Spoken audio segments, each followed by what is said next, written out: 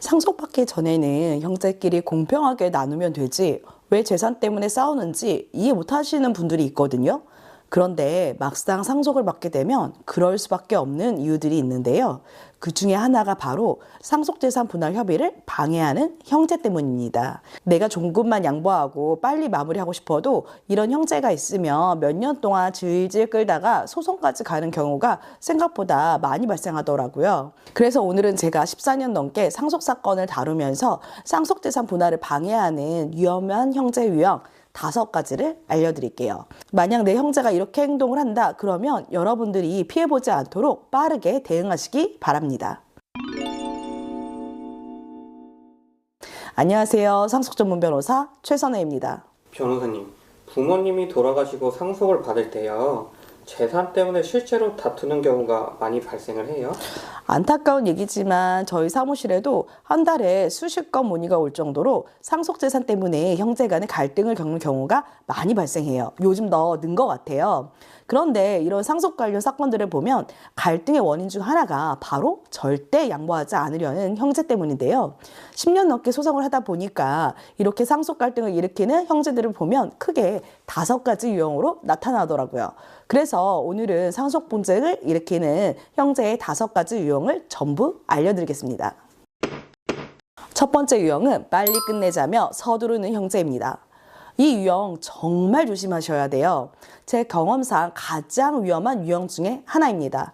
상속세 신고 납부해야 되니까 서둘러야 해 라고 자세한 정보 제공 없이 서두른 형제예요. 특히 고인이 돌아가신 날로부터 6개월 이내에 상속세 신고를 해야 되는데 꼭 한 달 전 다급히 연락을 한다. 그럼 다른 의도가 있는 경우가 많더라고요. 제가 실제로 봤던 케이스를 말씀드릴게요. 한 의뢰인이 오빠한테 연락을 받았어요. 아버지 상속세 신고 한 달 남았어. 급해. 내가 협의서 써올 테니까 도장만 찍어. 이러는 거예요. 그래서 의뢰인이 그냥 찍었어요. 나중에 알고 보니까 아버지가 생전에 오빠한테 서울의 상가 건물을 증여해놨더라고요. 그 건물 시세가 약 20억 정도였어요. 그런데 협의서에는 남은 재산인 아파트 5억 원만 법적 상속분으로 나누는 걸로 되어 있던 거죠. 여러분, 이거 억울하겠죠? 그런데 일단 서명하고 인감도장 찍으면 번복이 어렵습니다. 법적으로는 합의했다고 인정이 되거든요.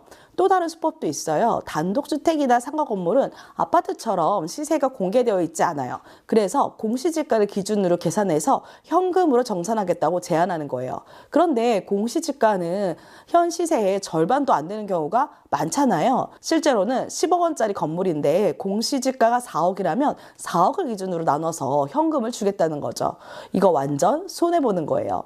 상속재산 분할 협의를 서두르는 형제일수록 뭔가 숨기고 있을 가능성이 높으니까 더 신중하게 검토하세요. 사망일 다음 달부터 6개월 이내에 상속세 신고하는 거 맞습니다. 하지만 상속세 신고도 나중에 수정 신고할 수 있어요. 그러니 어떻게 상속재산을 나눌지 다급하게 결정할 이유는 없다는 거예요. 그리고 꼭 명심하셔야 됩니다. 상속재산은 돌아가신 날 남은 재산만 하는 게 아니에요. 생전에 증여받은 재산 모두 포함해서 한 바구니에 담고 지분대로 나눠야 되는 거죠. 이걸 숨기고 남은 상속재산만 법적 상속분으로 나누자고 한다는 건 사실 다른 상속인들을 속이는 거예요. 두 번째 유형은 이미 증여받았는데 모르는 척하는 형제입니다. 이 유형도 정말 많은데요. 제가 최근에 상담했던 실제 사례를 보면 3남매 중 장남이 10년 전에 아버지한테 아파트 한 채를 증여받았어요. 그런데 아버님이 돌아가시고 나니까 이 장남이 그건 되게 오래전 일이다. 지금 남은 재산만 나누자라고 하는 거예요. 여러분, 이거 절대 하시면 안 됩니다. 민법에서는 생전에 받은 증여재산을 특별수익으로 반드시 상속재산에 포함시켜야 한다고 명확히 규정하고 있거든요. 특별수익이 뭐냐면요, 고인이 생전에 상속인들이 받을 재산을 미리 증여하는 것을 말해요. 그런데 이 사실을 모르는 나머지 형제들이 그래 뭐 남은 거라도 나누자 이러면 장남은 아파트 5억, 남은 재산의 3분의 1까지 가져가게 되는 거죠. 완전히 불공평하죠. 그런데 말이에요. 이런 형제들은 정말 교묘하게 숨겨요. 그건 오래전 일이다. 아버지가 그냥 도와주신 거다. 이러면서 회피하거든요. 협의를 시작하기 전에 반드시 등기부 등본, 가족관계 증명서, 금융거래 내역을 조회하시는 것이 좋습니다. 원스톱 서비스를 이용하시라는 거예요. 부동산은 등기부 등본을 보면 증여 이력이 다 나오거든요. 현금 증여도 국세청 증여세 신고 내역을 조회하면 확인 가능한 경우들이 있고요. 이 정보 놓치면 형제 중 한 명이 몇 억을 가져가도 여러분들은 모르실 가능성이 높습니다.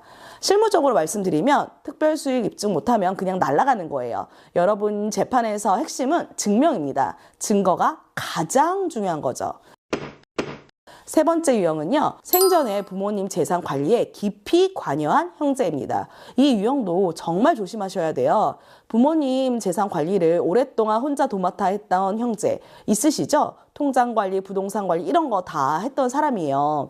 제가 상담했던 케이스 중에 이런 분이 계셨어요. 둘째 아들이 어머니 통장을 10년 동안 관리했는데 어머니 돌아가시고 나니까 통장에서 2억 원이 빠져 있는 거예요. 그래서 물어봤더니 그거 내가 어머니 병원비 먼저 내가 카드를 결제하고 나중에 어머니가 병원비 주신 거야 라고 하는 거예요. 여러분, 이런 경우 누가 이걸 증명해야 될까요? 이미 돈을 받아간 사람이 입증해야 됩니다. 이렇게 돈을 받은 게 정당한 거였다. 본인이 증명해야 되는 거죠. 그런데 객관적인 영수증이나 증거가 없으면 법원은 특별수익으로 봐요. 그럼 상속재산 할 때 미리 받은 상속분으로 계산이 되는 거예요. 그러니까 생전에 재산관리에 관여한 형제가 있었으면 반드시 부모님 명의의 통장 입출금 내역 전부 확인하셔야 됩니다.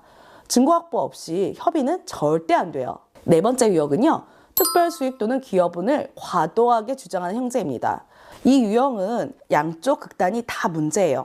넌 아버지한테 사업한다고 돈 많이 받아갔잖아 라고 지나치게 특별수익을 많이 받아갔다고 주장하거나 나는 부모님을 모셨으니까 더 받아야 돼 라면서 기여분을 과도하게 주장한 사람들이 있습니다.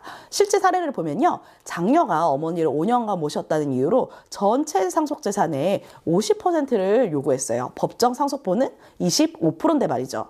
그런데 알고 보니까 5년 동안 오히려 어머니 연금으로 생활비를 충당한 거예요. 객관적으로 보면 기여분이 거의 없는 상황이었던 거죠. 민법 제1800조 2에 따라서 기여분이 인정되기는 해요. 그런데 조건이 있습니다.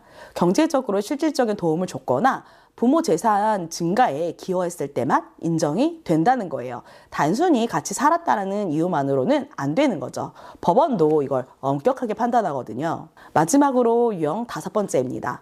협의서를 일방적으로 작성해 놓고 오는 형제, 인감증명서와 인감도장만 요구하는 형제예요. 이 유형이 정말 위험하거든요. 내가 다 알아서 협의서 써올게, 너는 도장만 찍으면 되라면서 협의를 들고 오는 형제 조심하세요. 제 의뢰인 중 한 분은 언니가 협의서를 써와서 그냥 도장을 찍은 거예요. 그런데 나중에 보니까 자기는 현금 3천만 원만 받고 언니는 아파트를 전부 가져가는 내용이었어요. 법정 상속분으로 하면 반반인데 말이죠. 그래서 항의했더니 언니가 너가 도장 찍어줬잖아. 이미 합의 끝났어 라고 하는 거예요. 부동산 상속은 합의서 원본, 인감증명서, 인감도장이 있으면 등기가 되거든요.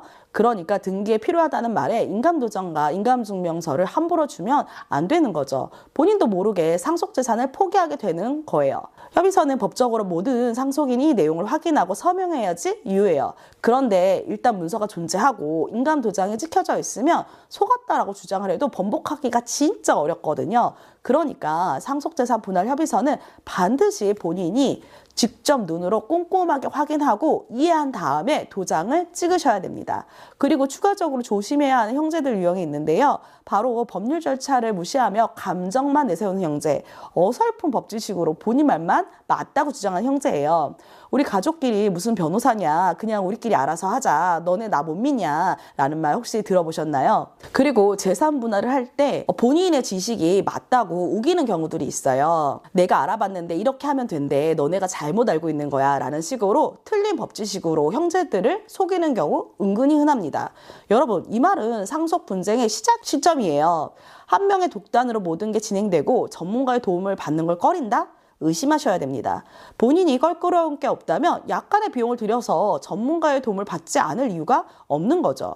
제 의뢰인 중에는 오히려 형제자매들이 같이 찾아오시는 경우도 있습니다. 우리끼리 감정 상하고 싶지 않고 공정하게 나누고 싶어요. 변호사님이 객관적으로 봐주세요. 이렇게 말씀을 하시더라고요.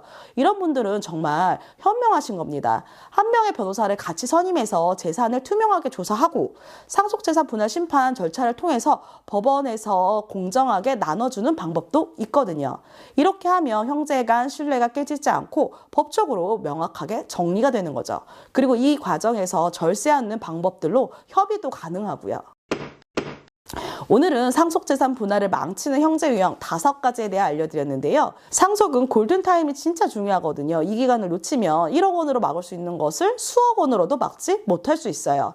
특히 협의서에 도장을 찍고 나면 정말 돌이키기가 어렵습니다. 그러니까 가족이고 형제니까 알아서 잘 하겠지 하고 방심하지 마시고 여러분들이 직접 알아보고 확인도 하셔서 문제가 없는지 꼼꼼하게 검토해 보세요. 제 유튜브 채널에 다른 상속 관련 영상도 많으니까 꼭 확인해 보시고요. 그래도 모르겠다 하시면 바로 저와 같은 전문가를 찾아서 도움을 꼭 받으시기 바랍니다. 여러분, 재산은 다른 사람이 지켜주지 않습니다. 여러분 스스로 지키셔야 되는 거예요. 다음 영상에서도 여러분께 도움이 되는 영상 많이 준비하고 있으니까요. 구독, 알람 설정하셔서 꼭 확인해 주세요.